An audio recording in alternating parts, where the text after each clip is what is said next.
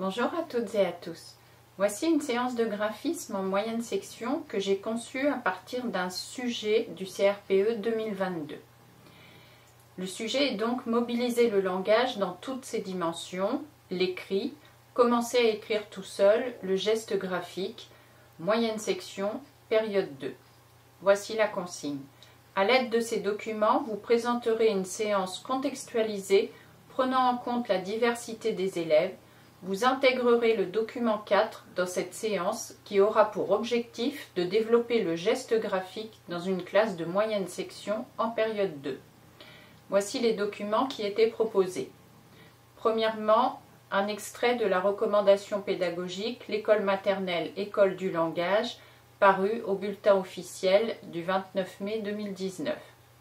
Un extrait du programme d'enseignement de l'école maternelle paru au bulletin officiel du 24 juin 2021. Troisièmement, une ressource maternelle et du SCOL, le graphisme à l'école maternelle, page 9. Et quatrièmement, un dessin de Kupka 1930-1933, qui est un dessin à la gouache en noir et blanc disponible sur le centre Pompidou. Présentation de la séance. Voici le plan de ma séance. Tout d'abord une contextualisation, en second le déroulement de la séance et enfin, en troisième temps, la suite de la séquence et une conclusion. Dans chaque partie, j'essaie de justifier et d'argumenter mes propos et mes choix en fonction des textes officiels et de mes connaissances. Comme je dois prendre en compte la diversité des élèves, j'ai dans ma classe un élève malvoyant. Premièrement, contextualisation. Il s'agit d'une séance de graphisme en moyenne section en novembre. Je dois intégrer le document 4 qui représente des formes circulaires. Les autres documents sont des documents officiels en vigueur et donc des directives à suivre. Je peux supposer que les enfants ont déjà un peu abordé le rond en petite section, car c'est la première forme que maîtrise le jeune enfant, et le rond est fermé à 3 ans, d'après le développement de l'enfant. S'agissant d'utiliser le dessin de Kupka, j'en déduis que cela peut être une première séance de ma séquence, comme l'indique le document 3 des DUSCOL, concernant les étapes d'apprentissage. Il s'agit, je cite, de découvrir et d'instaurer des situations motivantes de découverte des formes, des lignes ou des motifs dans les dessins libres, dirigés ou des références culturelles. Les observer, les décrire, les reconnaître, les comparer. Les élèves ne seront pas en classe entière, mais en groupe de 6 et je ferai cette séance 4 fois lors d'ateliers par exemple, comme le précise la recommandation pédagogique du document 1. L'enjeu de ma séquence est d'aborder des gestes graphiques afin de s'entraîner aux gestes moteurs, comme le précise le programme de l'école maternelle de 2021 et l'extrait qui m'est proposé. Ces exercices graphiques préparent l'apprentissage de l'écriture cursive en grande section pour la majorité des élèves et en moyenne section pour ceux qui ont acquis une maturité motrice suffisante. Voici maintenant la deuxième partie, le déroulement de ma séance. Titre de ma séance. Observer des supports de forme circulaire. Domaine. Mobiliser le langage dans toutes ses dimensions, l'écrit. L'oral est convoqué pour cette séance, ainsi que les domaines 3, activité artistique, reproduction d'œuvres, et 4, les premiers outils mathématiques, vocabulaire, le cercle. Objectif de ma séance. Il est fourni par le sujet, développer le geste graphique. Pour cette séance, je vais proposer un objectif spécifique, analyser et verbaliser la forme ronde afin de se l'approprier. Mode de regroupement, les 6 élèves sont assis avec moi autour d'une table, les autres élèves sont en atelier en autonomie et je jette un regard sur eux de manière à gérer la classe entière. Comme les dessins et reproductions peuvent être pris dans n'importe quel sens, je peux mettre les élèves face à face. Si l'orientation du support était importante, je les positionnerai côte à côte afin qu'ils ne regardent pas des signes ou des lettres ou des chiffres à l'envers par l'imitation. Matériel. J'aurais préparé à l'avance 6 reproductions du dessin de Kupka, de manière à ce qu'ils puissent en avoir un chacun.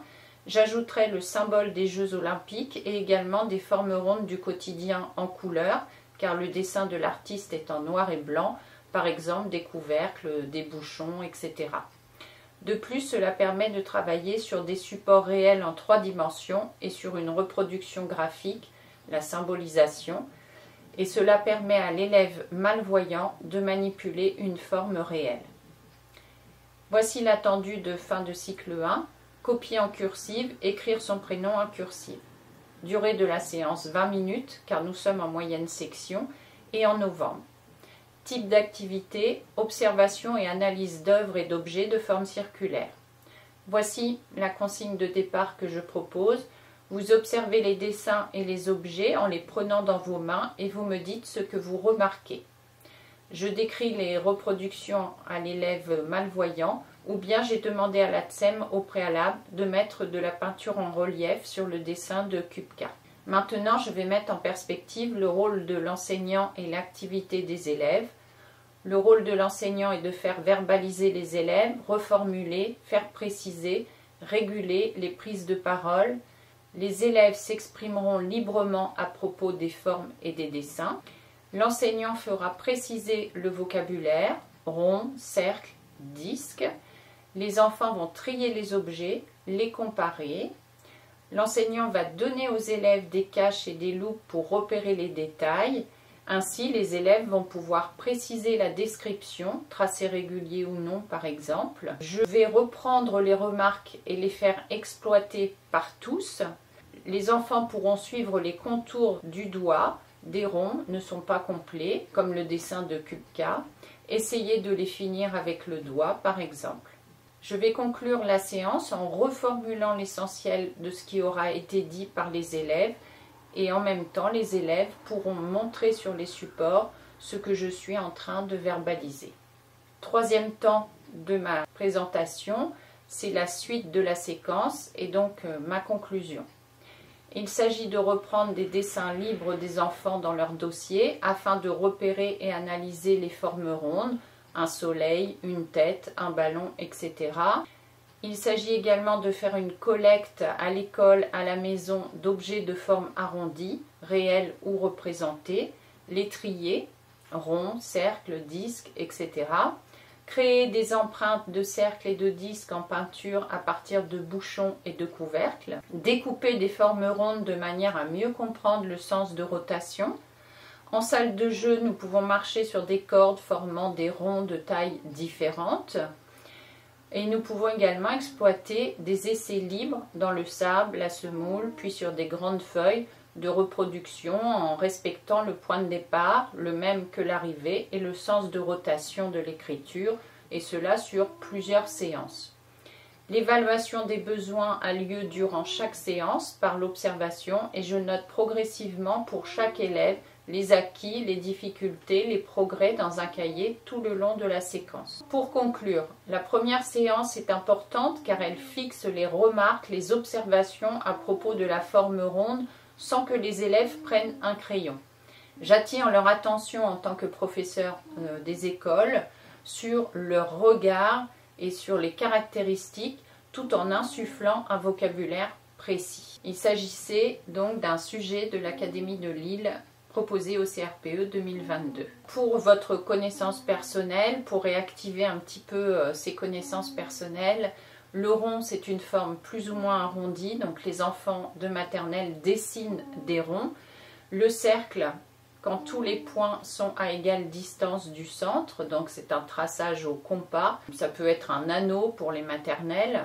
Et le disque, c'est le cercle plein, donc ça peut être un couvercle de peau. La forme circulaire, c'est une forme courbe qui rappelle la forme d'un cercle, d'un rond. Il y a l'idée de mouvement. À bientôt!